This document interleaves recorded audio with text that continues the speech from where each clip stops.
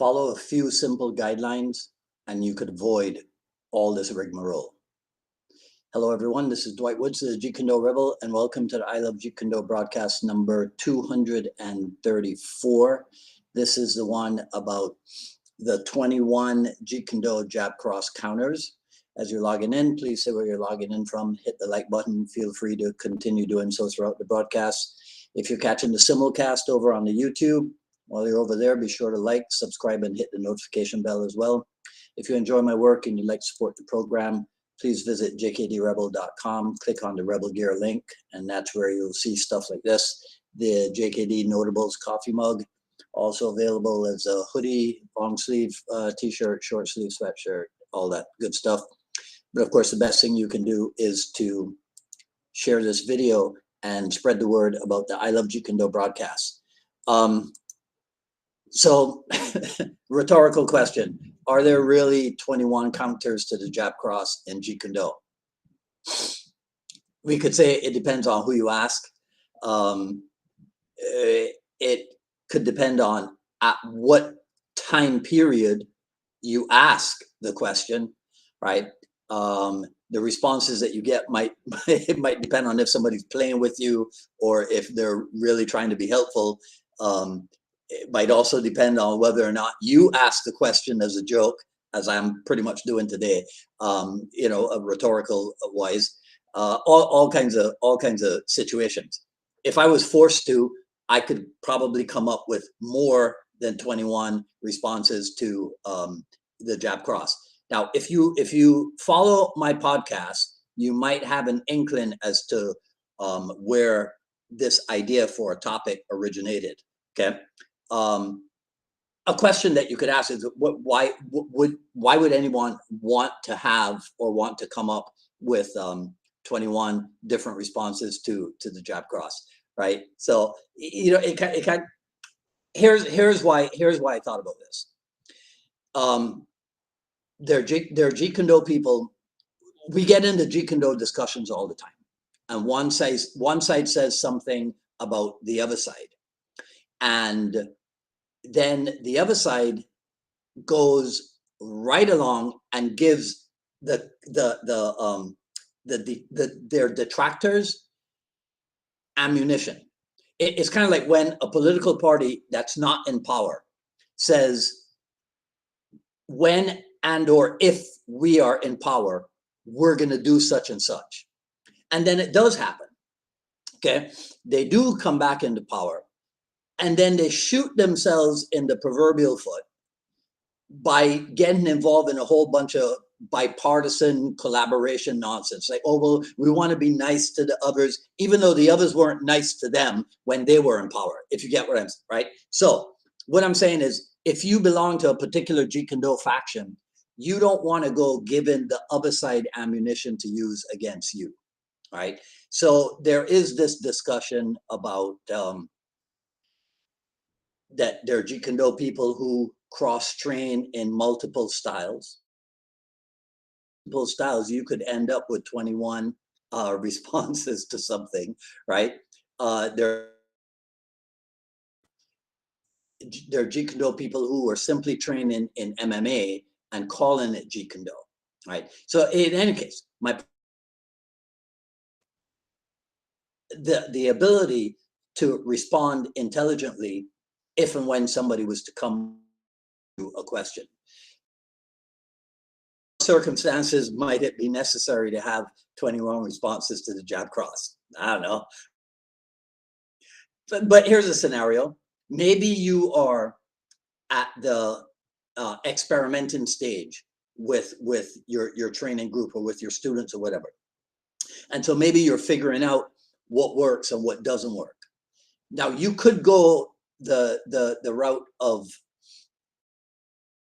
weeks, right? From cross training in multiple styles.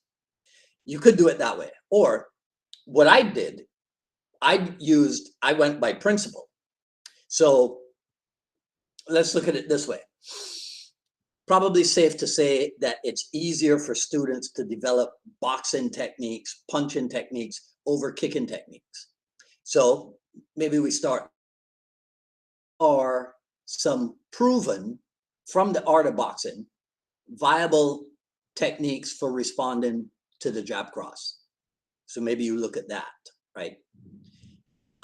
So maybe then after the student has some decent hand skills, now you look at, because they're training, consistently. So now you look at, okay, so what are some responses to the jab cross, some counters to the jab cross that might involve kicking? And then maybe you put those together, right, in a kickboxing format or something, okay? And as people go up what I call the ladder of skill, and they become better versed in the different empty hand skills, now maybe we look at how something with trapping and or grappling might be a viable response to the jab cross. So what you're doing, you're not collecting techniques. You're using guiding principles.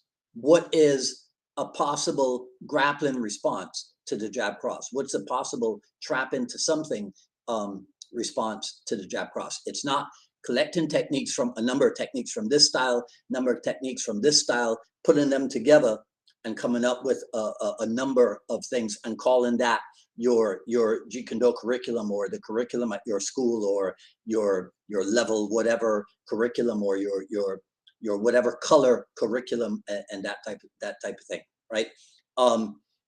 So it would be, it's a thing that Sifu Nasano would say: if you get the technique, you get one thing. If you get the principle behind the technique, then you get it all, right? And as so the operating principle would be, you understand what I'm saying, right? I don't even understand what I'm saying, right? It's following the principle and applying the principle. So it's like Chris Kent reminded me that even if Sifu Insano showed a bunch of counters to the jab cross, he would also point out that people still get knocked out with the jab cross. So it's not the number of techniques that you have. It's about working it and understanding distance and timing and what works against the jab cross. That's the essence, not thinking that the answer is in a number of techniques. And so what happens is that people are on the receiving end of that instruction from Dan and Asano. So they should latch on to the idea, right? They shouldn't latch on to the idea of blindly copying techniques, right? And adding to their curriculum. Yeah, you got to take that stuff through the crucible of functionalizing, if you understand what I'm saying.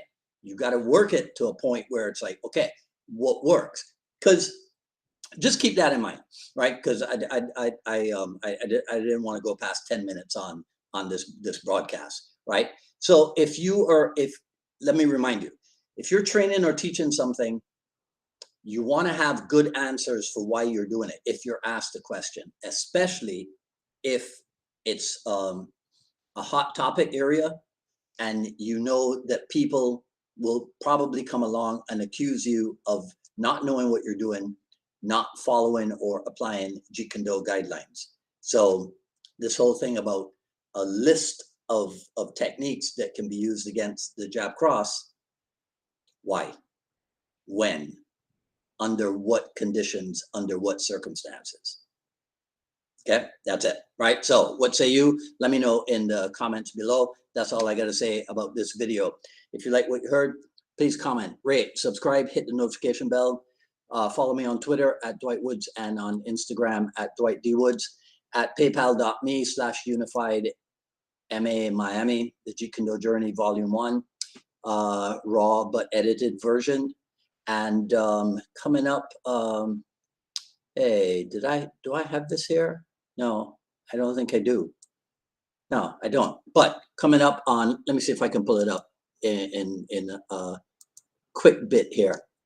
On Friday is episode 229 of the Jeet Kune Do Dialogues with Alex Huisman of Iron Monkey Jeet Kune Do in the Netherlands.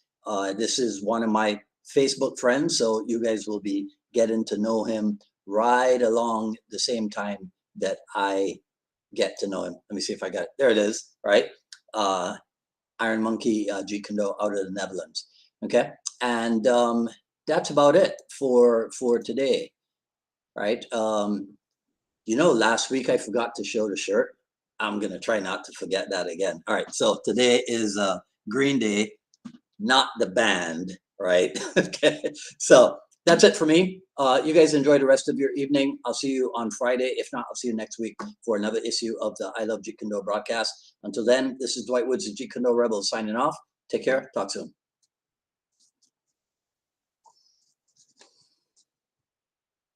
Whoa.